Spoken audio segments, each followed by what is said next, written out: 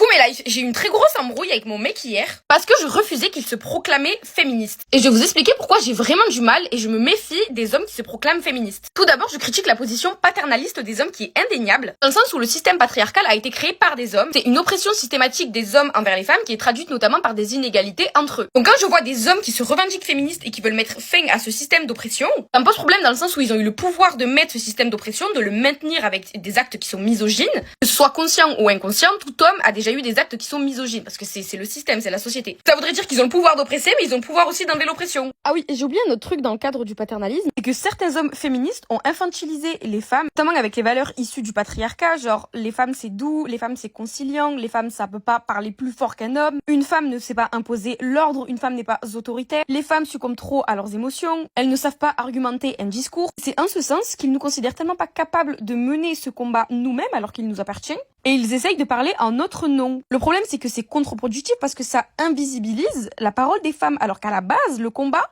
c'est justement de défendre la parole des femmes. Ensuite, j'ai vraiment du mal avec la prise de parole des combats et des répercussions du patriarcat sur les femmes, notamment par le manque de vécu et d'expérience. Un homme n'a jamais subi ce système d'oppression. J'aurais vraiment du mal à entendre un mec venir me parler d'harcèlement de rue, un homme venir me parler du plafond de verre, un homme venir me parler d'écart salarial, un homme venir me parler de l'harcèlement au boulot, de la pression sociale des femmes. Les hommes n'ont jamais vécu ça, donc ça me pose problème dans le sens où ils viennent s'accaparer des sujets qui ne leur concernent pas, des combats qui ne leur concernent pas. Ils auront pas la même sensibilité par rapport aux détails, par rapport au vécu, parce qu'ils n'ont pas vécu ça. Donc, j'ai un peu du mal. Ensuite, autre truc qui me pose problème, c'est l'accaparation du combat. Encore une fois, c'est un combat qui les concerne pas, et l'utilisation de cette cause dans les débats publics dans le but de mettre en valeur un homme et ses capacités à être différentes, c'est non. Il y a certains hommes, et je vous le dis parce que j'ai vraiment vu ça, il y a certains hommes qui se proclament féministes pour se mettre en valeur dans un débat et avoir par la même occasion l'approbation des femmes.